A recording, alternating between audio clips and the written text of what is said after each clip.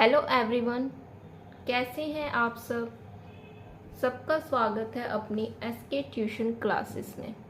मैं लक्ष्मी और मैं आपको पढ़ा रही हूँ नर्वस सिस्टम, जिसमें हमने 6 क्लासेस पहले कर ली है और आज हमारी 7th क्लास होगी।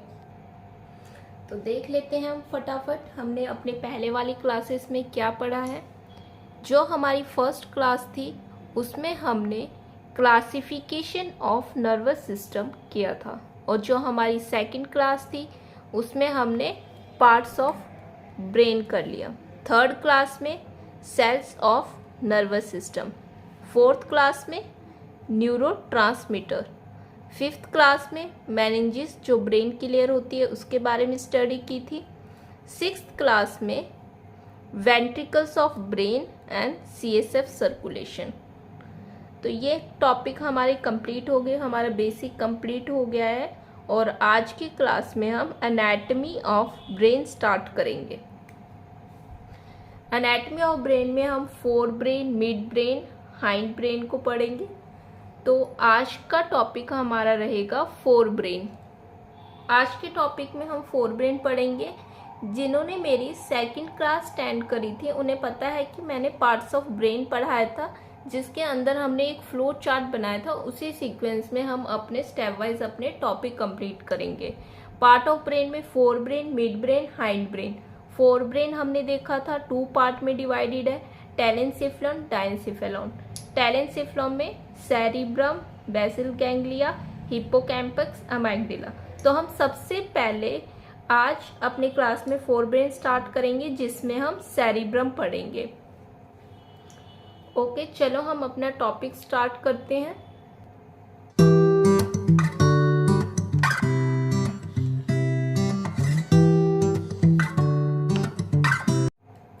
Anatomy of brain. तो यहाँ से हमारी ये 3 डायरेक्ट क्वेश्चन बनते हैं जो एग्जाम में पूछे जाते हैं। ये याद करने वाली चीज है, तो आप इनको याद कर लो।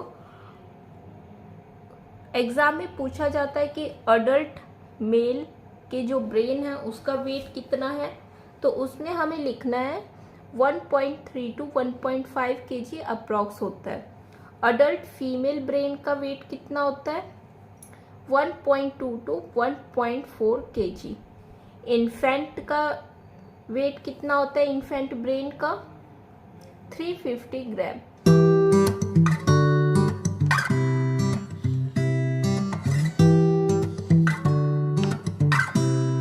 हम फोर ब्रेन स्टार्ट करते हैं। फोर ब्रेन में टेलेंसेफ्लॉन में 4 थे, तो जिसमें से फर्स्ट था सेरिब्रम। तो हम सबसे पहले सेरिब्रम के बारे में पढ़ेंगे। It is formed of neurons. Cerebrum किसका बना होता है? न्यूरॉन्स का। Surface of the cerebrum has elevation and depression. यहाँ पे डायग्राम देख लो, ये सपोज कर लो ये हमारा सेरिब्रम है। सेरिब्रम में ये पार्ट देखो, ये कहीं कहीं पे एलिवेशन है। एलिवेशन मतलब ऊपर उठा हुआ पार्ट, और कहीं कहीं पे डिप्रेशन है, ये जो नीचे वाला पार्ट है। Elevation, depression. तो इसमें क्या बोल रहे हैं? Surface of the cerebrum has the elevation and depression. Cerebrum है उसमें एलिवेशन में होता है और डिप्रेशन भी होता है। Elevated part is called gyrus. जो सेरिब्रम में हमने पढ़ा है, जो एलिवेशन है, जो एलिवेटेड पार्ट है, उसको हमने बोला है गाइरस। जो एलिवेटेड पार्ट है उसका नाम है गाइरस। ये जो ऑरेंज कलर में है एलिवेटेड पार्ट, इसका नाम है gyrus. Depressed part is called sulcus. जो इसके अंदर जो डिप्रेस्ड पार्ट है, ये अंदर वाला जो पार्ट है, इसको हमने बोला है सल्कस। तो ये तो पूरा ग्रुप हो गया गाइरस का। अगर ये जितने भी एलिवेटेड पार्ट है उनको हम एक साथ बोल देंगे गाइरस, और जो डिप्रेस्ड पार्ट है उसको हम एक साथ बोल देंगे सल्कस।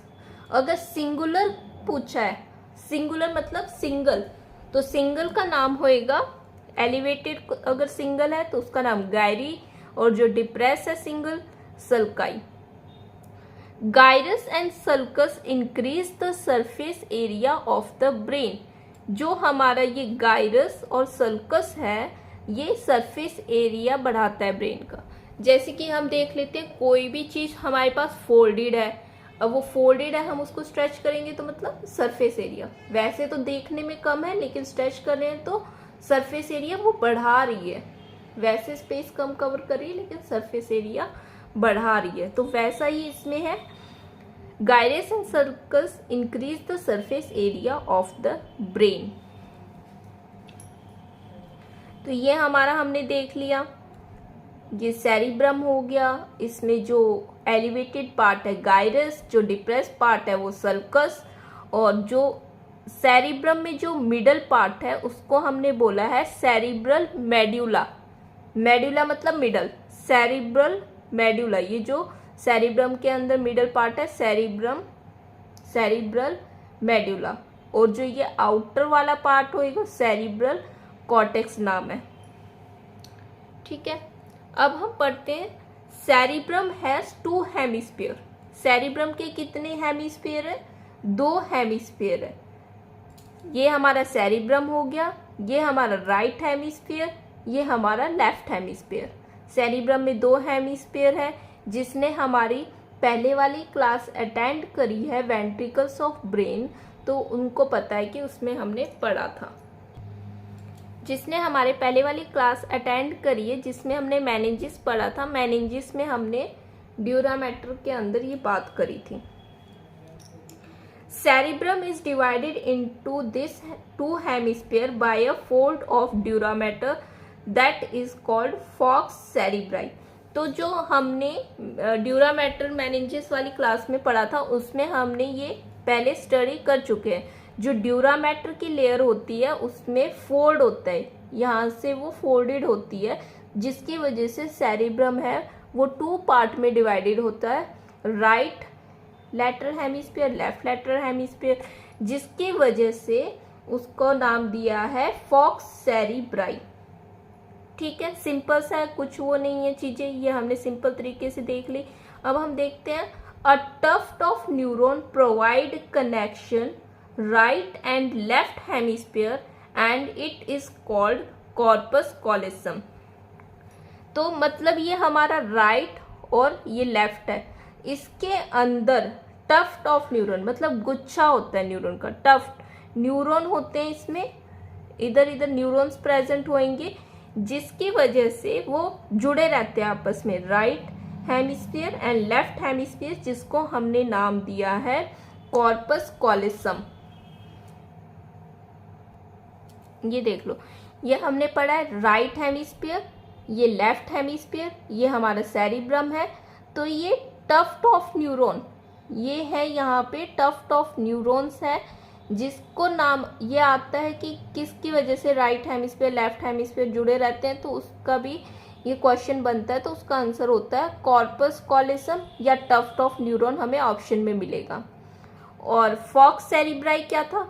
फॉक्स सेरिब्राई हमने पढ़ा है, जो ड्यूरामेटर होता है उसका फोल्ड होता है, यहाँ ड्यूरामेटर होता है उसका फोल्डेड पार्ट होता है, जिससे ये थोड़ा सा डिप्रेस हो जाता है, जिससे ये 2 पार्ट में हमें लगता है डिवाइड हो गया, राइट हेमिस्फीयर लेफ्ट हेमिस्फीयर, तो वो फॉक्स सेरिब्राई है। तो ये दोनों चीजें इंपॉर्टेंट है, ये आप याद कर लो। फॉक्स सेरिब्राई क्या होता है, कॉर्पस कॉलोसम क्या होता है। अब है हमारा internal structure of cerebrum has 2 part. जो हमारा ये अब हमने देख लिया क्या चीज है, अब हम अंदर देखते हैं सेरिब्रम का, तो उसके अंदर भी 2 पार्ट है। ये इसमें डायग्राम देख लो, ये हमारा सेरिब्रम हो गया, और इसमें फर्स्ट है, इसके 2 पार्ट हो गए, first cerebral cortex, second cerebral medulla. Cerebral cortex क्या है? Cerebral cortex also known as grey matter, जो सेरिब्रल कॉर्टेक्स है उसको हम ग्रे मैटर भी बोलेंगे, because the cell body and dendrites are present in the cortex. तो ये हमारा सेरिब्रम हो गया। ये जो बाहर वाला जो पार्ट है उसको हमने नाम दिया है सेरिब्रल कॉर्टेक्स, और ये जो अंदर वाला पार्ट है सेरिब्रम के, इसका हमने नाम दिया है सेरिब्रल मेडुला। ये जो बाहर जो पार्ट है इसके अंदर न्यूरॉन्स जिन्होंने मेरी थर्ड क्लास स्टैंड करी है उनको पता है, हमने न्यूरॉन का स्ट्रक्चर पढ़ा था तो उनको बहुत अच्छे से समझ में आएगा। जिन्होंने थर्ड क्लास स्टैंड नहीं करी, पहले वो क्लास स्टैंड करो जिसकी वजह से आपको कोई भी डाउट ना रहे। सारे क्लासेस इंटरलिंक्ड है, सारे टॉपिक हमें पढ़ने पड़ेंगे। तो इसमें क्या है, ये सेल बॉडी हो गई, डेंड्राइट्स हो गए, ये वाला पार्ट इसमें है। तो सेल बॉडी और डेंड्राइट्स होता है ग्रे मैटर में, और जो सेल बॉडी है उसमें ये हमारा एक्सोन वाला पार्ट इसमें आता है हमारा सेरेब्रल मेडुला में। तो ये सिंपल सा डिफरेंस अब यहाँ आ सकता है। सेरिब्रल कॉर्टेक्स क्या है, ग्रे मैटर। सेरिब्रल मेडुला क्या है, white matter. Grey matter grey है, इसके अंदर क्या क्या होता है, सेल बॉडी और डेंड्राइट। व्हाइट मैटर में क्या होता है, एक्सोन। सेल बॉडी और डेंड्राइट में हमने पढ़ा था नीसल ग्रैन्यूल्स होता है जो कि प्रोटीन फॉर्मेशन में हेल्प करता है। ये नीसल ग्रैन्यूल और ये माइलिन शीथ, इसके बारे में हमने थर्ड क्लास में पढ़ा था जिसमें हमने स्टडी किया था सेल्स ऑफ नर्वस सिस्टम। तो नीसल ग्रैन्यूल्स होता है, सेल बॉडी और डेंड्राइट्स में नीसल ग्रैन्यूल होता है। नीसल ग्रैन्यूल में राइबोसोम होता है जो कि प्रोटीन सिंथेसिस में हेल्प करता है। तो सेल बॉडी डेंड्राइट नीसल ग्रैन्यूल, इसकी वजह से ये ग्रे मैटर, ग्रे कलर का होता है इसलिए इसका नाम ग्रे मैटर दे दिया। और जो हमारा न्यूरॉन्स है उसका जो एक्सोन वाला पार्ट होता है वो सेरिब्रल मेडुला में होता है जिसकी वजह से वाइट होता है। जिन्होंने हमारा सेल्स वाला टॉपिक देखा उसमें हमने देखा था एक्सोन के ऊपर बंडल ऑफ शीथ होता है, बंडल्स होते हैं फॉस्फोलिपिड के जो वाइट कलर के होते हैं और उसकी वजह से इसका कलर वाइट आएगा। बंडल फॉस्फोलिपिड के बंडल होते हैं जिसको हमने नाम दिया था माइलिन शीथ। हमने सेरिब्रम के हेमिस्फीयर देख लिए। सेरिब्रम में 2 हेमिस्फीयर होता है, राइट हेमिस्फीयर, लेफ्ट हेमिस्फीयर। उसके बाद हमने सेरिब्रम का इंटरनल स्ट्रक्चर देख लिया। इंटरनल स्ट्रक्चर में 2 होता है, cerebral cortex, cerebral medulla, medulla अंदर वाला पार्ट, कॉर्टेक्स आउटसाइड वाला पार्ट। और अब हम देख लें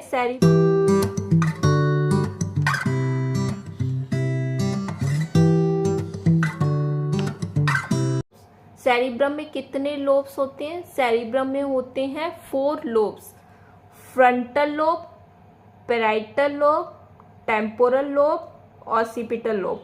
फ्रंटल मतलब जो हमारा फ्रंट वाला पार्ट हो गया।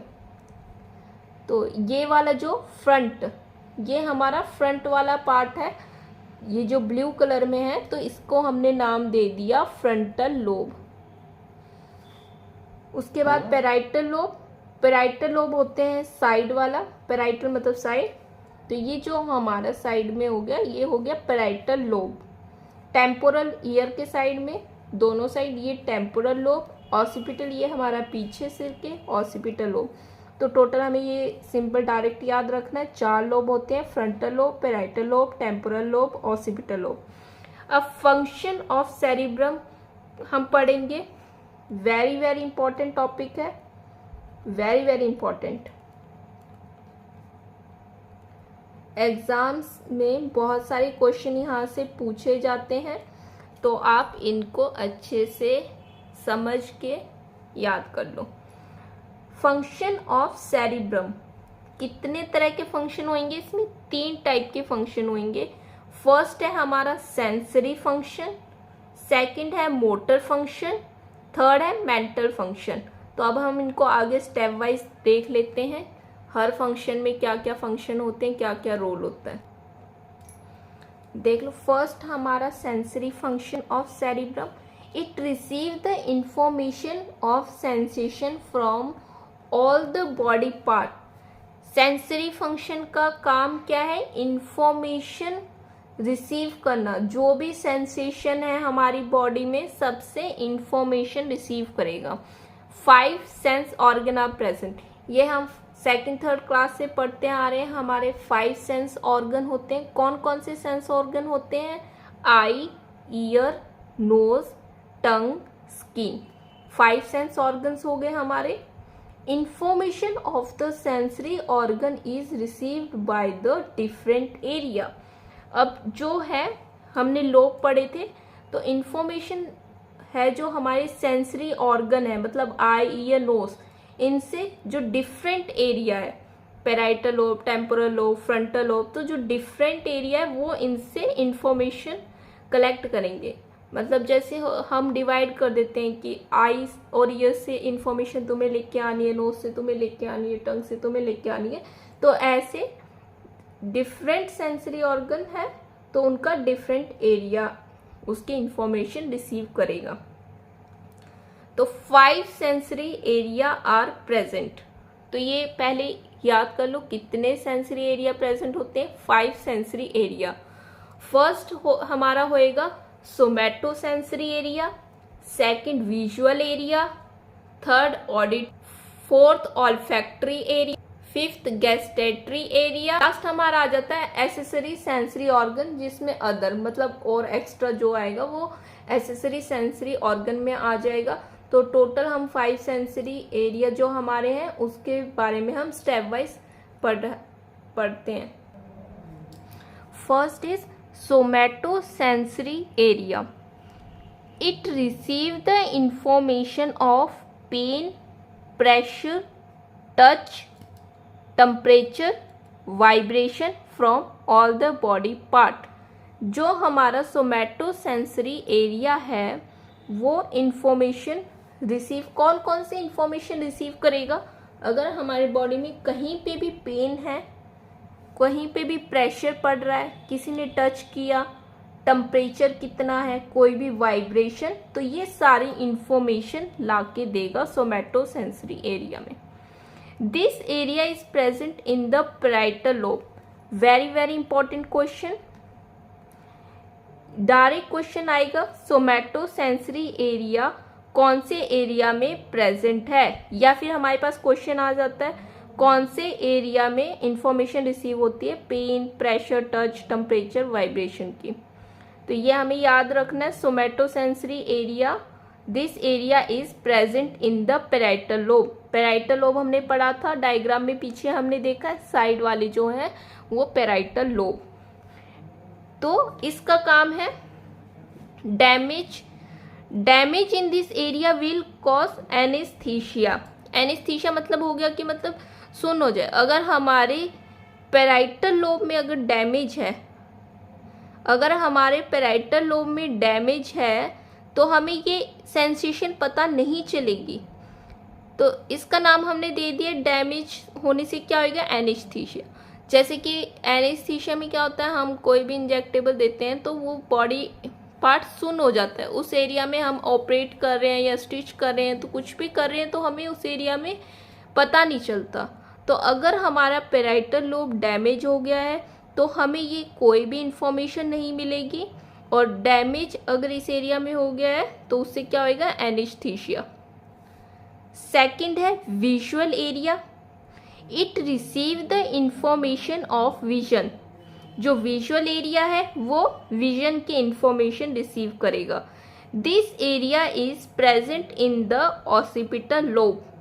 विजुअल एरिया हमारा कहाँ पे होएगा, ऑसिपिटल लोब। जो हमने बोला था पीछे वाले जो पार्ट है वहाँ पे होता है ऑसिपिटल लोब। तो damage in this area will cause blindness. तो हमें रटना कुछ भी नहीं है, सारी चीज़ें हम समझ के कर रहे हैं।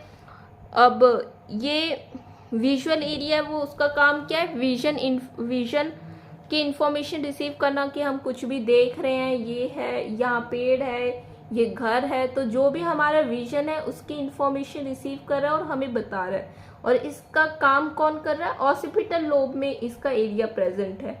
और जो अगर हमारा डैमेज हो गया, अगर ऑसिपिटल लोब में कोई डैमेज हो गया हमारा, तो विजन का काम है, डैमेज हो गया तो विजन हमें अच्छे से नहीं होएगा तो हम क्या बोलेंगे, blindness. Third is auditory area. It receive the information of sound. Auditory area का क्या है, इंफॉर्मेशन रिसीव करना साउंड की। कोई भी आवाज आ रही है, कुछ भी शोर हो रहा है तो वो इंफॉर्मेशन रिसीव करेगा। It is present in the temporal lobe. कौन से एरिया में ये प्रेजेंट होएगा, टेम्पोरल लोब। जो ईयर के पास टेम्पोरल रीजन होता है वहां पे टेम्पोरल लोब होता है, जो कि ऑडिटरी कोई भी इंफॉर्मेशन है वो रिसीव करेगा। और अगर हमारा टेम्पोरल लोब डैमेज हो गया है तो मतलब डेफनेस। मतलब कुछ भी हियरिंग लॉस हो गया, कुछ सुनाई नहीं देगा। Fourth is olfactory area, it receive the information of smell. Olfactory area का क्या रोल है? स्मेल की इंफॉर्मेशन रिसीव करना। कौन से एरिया में होता है? टेम्पोरल लोब में। ऑडिटरी भी टेम्पोरल में होता है और ऑल्फैक्टरी भी, साउंड और स्मेल दोनों टेम्पोरल लोब में प्रेजेंट होते हैं। और अगर टेम्पोरल में डैमेज हो गया तो हम एनोसोमिया हो सकता है, लॉस ऑफ स्मेल सेंसेशन। इसका ये मेडिकल टर्म है एनोस्मिया। ये डायरेक्ट क्वेश्चन भी पूछ सकते हैं एग्जाम में। एनोस्मिया क्या होता है? एनोस्मिया होता है loss of smell sensation. Fifth is gustatory area, it receive the information of taste. ये कौन सी इंफॉर्मेशन रिसीव करेगा? टेस्ट की। It is present in the parietal lobe. ये कहाँ पे प्रेजेंट होता है? पैराइटल लोब में। Damage in this area will cause ageusia, loss of taste sensation. ये भी मेडिकल टर्म है, डायरेक्ट क्वेश्चन पूछ सकते हैं। लॉस ऑफ टेस्ट सेंसेशन को क्या बोलते हैं? एग्यूशिया। अगर स्मेल सेंसेशन लॉस हो रही थी तो उसमें हम बोल रहे थे एनोस्मिया, और अगर टेस्ट सेंसेशन लॉस हो रही है तो उसका नाम है एग्यूशिया। अब सिक्स्थ हम देख लेते हैं, एसेसरी सेंसरी ऑर्गन। 5 तो हमारे जो मेन सेंस ऑर्गन है, उसके अलावा सिक्स्थ में आ जाता है अदर, एसेसरी। तो इसमें ये एक चीज है, ये याद कर लो, यहां से इंपॉर्टेंट क्वेश्चन बनता है। Wernicke's sensory speech area, Wernicke's sensory speech area, it is present in the temporal lobe. ये कहाँ पे होती है? टेम्पोरल लोब में। टेम्पोरल लोब में होता है Wernicke sensory speech area. Direct पूछ सकते हैं आपसे कि वर्निक सेंसरी स्पीच एरिया कहाँ पे होता है, तो उसका आंसर होएगा टेम्पोरल लोब में होता है। अब इसका रोल क्या है? It is responsible for understanding of word spoken by other person. कि मतलब कोई भी अगर दूसरा पर्सन कुछ वर्ड बोल रहा है, कुछ बोल रहा है, तो हम उसको, उसके वर्ड को समझने के लिए ये एरिया यूज होता है। Understanding of word spoken by other person, दूसरा पर्सन बोल रहा है और वो क्या बोल रहा है उसके वर्ड समझने के लिए इस एरिया का यूज होता है। तो बहुत इंपॉर्टेंट क्वेश्चन है, ये भी पूछ सकते हैं आपसे। वर्निक सेंसरी स्पीच एरिया कौन से रीजन में होता है, उसमें आपको बताना पड़ेगा टेम्पोरल लोब में होता है। इस किस चीज के लिए रेस्पॉन्सिबल है? Understanding of words. अब हम डायरेक्ट क्विक रिवीजन कर लेते हैं। हमारे पास कितने सेंसरी थे? हमारे पास टोटल 5 सेंसरी एरिया थे जो हमने फर्स्ट पढ़ा था। अब पहले आप देख लो, पैराइटल में 2 सेंसरी एरिया प्रेजेंट है, टेम्पोरल में 2 है, ऑसिपिटल में 1 है, और जो एक्स्ट्रा था 6th वाला वो भी टेम्पोरल में है। ये जो एक्स्ट्रा था वर्निक्स वाला वो भी टेम्पोरल में है।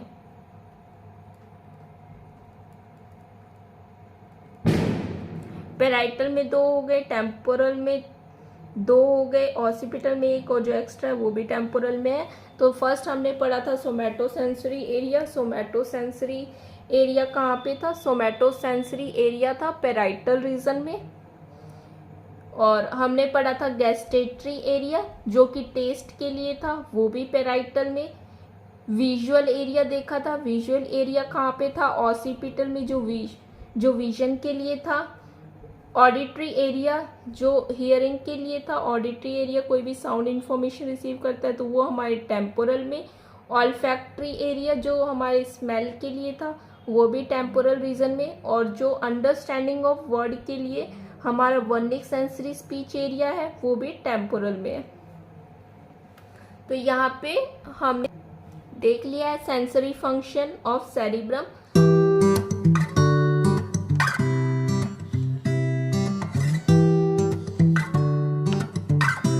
तो उसमें हमने 3 देखे थे कि सेंसरी है, मोटर है और मेंटल फंक्शन।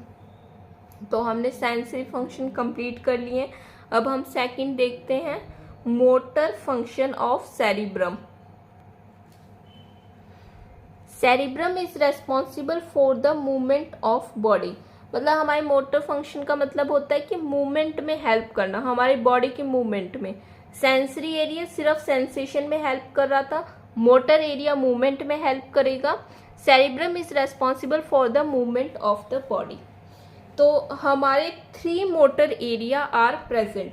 सेरिब्रम में 3 मोटर एरिया प्रेजेंट होंगे, primary motor area, pre motor area, broadcast motor speech area. तो ये 3 है, तो हम इसको स्टेप वाइज देख लेते हैं। फर्स्ट हमारा है primary motor area, present in the frontal lobe. ये टॉपिक बहुत इंपॉर्टेंट है, हर पॉइंट से क्वेश्चन बन रहा है, तो आप इसको अच्छे से समझ के याद कर लो। प्राइमरी मोटर एरिया कहाँ पे होता है? हमारे फ्रंटल लोब में। Responsible for movement of all the voluntary muscle of the body except muscle used in speaking. इसका क्या है कि इसमें इसका रोल रेस्पॉन्सिबल किस चीज़ के लिए, इसका रोल क्या देख लो। मतलब ये प्राइमरी मोटर एरिया है जो हमारे फ्रंटल लोब में है, इसका काम है movement of all the voluntary muscle. जो वॉलेंटरी मसल है उसके मूवमेंट में हेल्प करता है ऑफ द बॉडी। वॉलेंटरी मतलब होता है, वॉलेंटरी का मतलब होता है जो हम कंट्रोल कर सकते हैं, और इनवॉलेंटरी का मतलब होता है जिसको हम कंट्रोल नहीं कर सकते। वॉलेंटरी है जैसे कि हम कंट्रोल कर सकते हैं, हमें लिखना है, हमें बैठना है, हमें उठना है, हमें चलना है, तो हम उसको कंट्रोल कर सकते हैं, हमारी मर्जी है कब चलना, हमारी मर्जी है कब बैठना है। तो और जो इनवॉलेंटरी मसल होती है, जैसे हमारा हार्ट बीट कर रहा है, तो हम उसको कंट्रोल नहीं कर सकते, तो वो इनवॉलेंटरी मसल है, और जिसको कंट्रोल कर सकते हैं वो वॉलेंटरी मसल है। तो जो ये प्राइमरी मोटर एरिया वो रेस्पॉन्सिबल होता है movement of voluntary muscle of the body except, लेकिन एक एक्सेप्शन है, इसमें मसल यूज इन स्पीकिंग, इसको कंट्रोल नहीं करता। जो स्पीकिंग में मसल यूज होती है उसको कंट्रोल नहीं करता, muscle use in speaking. This area has some pyramid shape cell and that is called base cell. ये क्वेश्चन आता है एग्जाम में, पिरामिड शेप सेल होता है प्राइमरी मोटर एरिया में, तो उसको हम क्या बोलते हैं? This area has some pyramid shape cell and that is called base cell. ये हो गया पिरामिड शेप सेल हो गया, और इसको हम बोल रहे हैं base cell. Upper area of base cell provide nerve supply to the lower body part. तो ये हमारा पिरामिड का शेप सेल हो गया, ये हमारा बेस सेल हो गया। तो इसका जो अपर एरिया है, जो हमारा ये वाला पार्ट है, जो अपर एरिया है वो नर्व सप्लाई करता है लोअर बॉडी पार्ट को। अपर वाला लोअर बॉडी पार्ट को करेगा, और जो लोअर बॉडी पार्ट, जो लोअर एरिया है बेस सेल का, ये जो लोअर एरिया है बेस सेल का, ये अपर बॉडी पार्ट को नर्व सप्लाई करेगा। तो ये होता है, ये आप याद रख लो। पिरामिड शेप सेल होता है, उसको हम बेस सेल भी बोलते हैं, और बेस सेल एक ट्रायंगुलर शेप में हो गया, और जो इसका ऊपर वाला जो एरिया है वो लोअर लिम्ब को करेगा सप्लाई, और जो लोअर वाला है वो अपर बॉडी पार्ट को नर्व सप्लाई करेगा। अब सेकंड हो गया pre motor area. Pre motor area कहाँ पे होता है? Present in the frontal lobe. वैसे तो ये सिंपल सा है, primary motor area, pre motor area, broadcast motor speech area, ये तीनों फ्रंटल लोब में ही प्रेजेंट है। इसको ऐसे डायरेक्ट याद रख लो, ज़्यादा वो कंफ्यूज नहीं होना है। सेकंड हम पढ़ते हैं प्री मोटर एरिया, कहाँ पे होता है? फ्रंटल लोब में, और it is supportive area, provide help to the primary motor area. जैसे कोई होता है, कोई बड़ी पोस्ट पे होता है, एक हम स्पोर्ट रख लेते हैं कि वो हमारी हेल्प कर रहा है, जो काम हम करें वही काम उसको करना है, बस उसको हेल्प करना है हमारा। तो वैसे ही उसमें है, मेन काम है प्राइमरी मोटर एरिया का, वो नर्व सप्लाई कर रहा है लोअर लोअर पार्ट को और अपर पार्ट को, तो ये इसका काम है सिर्फ हेल्प करना, स्पोर्टिव एरिया। थर्ड हमारा है Broca's motor speech area, present in the frontal lobe. Frontal lobe में प्रेजेंट होता है। It is responsible for movement of muscle used in speaking. Broca's motor area है जो रेस्पॉन्सिबल है, जो मसल्स यूज होंगी, movement of muscle used in speaking, जो हमारे बोलने में मसल्स यूज होती है उसकी मूवमेंट में हेल्प करता है। मोटर एरिया, मोटर का तो मतलब हमें पता है मूवमेंट, तो उसमें हमें जो बोलने में मसल्स यूज हो रही है उसकी मूवमेंट में हेल्प करता है। और जो बोला है उसको जो अंडरस्टैंड करने में हेल्प करता है वो था वर्निक्स, वो वर्निक्स एरिया था। यहाँ कंफ्यूज नहीं होना है, यहाँ 2 पॉइंट आ गए। ब्रोकास मोटर स्पीच एरिया है वो हेल्प कर रहा है movement of muscle used in speaking, और जो वर्निक्स सेंसरी स्पीच एरिया था वो हेल्प कर रहा है understand of word spoken by other person.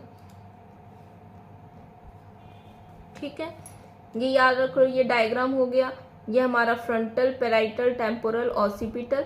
तो primary motor area, pre motor area, Broca's motor speech area, ये तीनों हमारे फ्रंटल में सिचुएटेड है। अब हमारा थर्ड इसका हो गया, हमने इसके 2 रोल पढ़ लिए, सेंसरी, मोटर, सेंसरी फंक्शन देख लिया हमने सेरिब्रम का, मोटर फंक्शन देख लिया। अब हमारा थर्ड है मेंटल फंक्शन ऑफ सेरिब्रम। तो इसमें हमारा एक ही पॉइंट है, pre frontal area, present in the frontal lobe. Pre frontal area होता है, प्रेजेंट कहाँ पे होता है, फ्रंटल लोब में होता है। Responsible for the thinking, reasoning and judgement ability of the individual.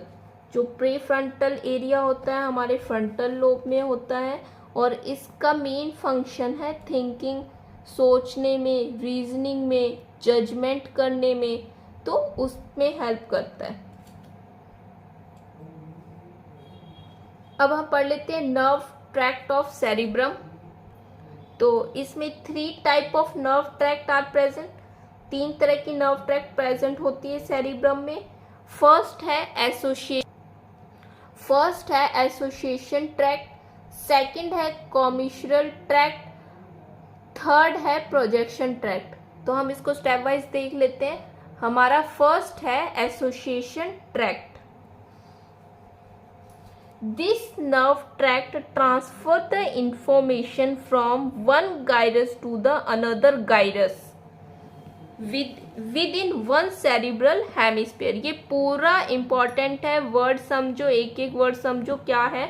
मैं आपको डायग्राम के थ्रू बता देती हूँ जिससे आपको याद रहेगा। एसोसिएशन ट्रैक्ट ये हमारा सेरिब्रम हो गया। ये हमने पढ़ा था, जो एलिवेटेड पार्ट होता है गायरस, जो डिप्रेस पार्ट होता है सल्कस।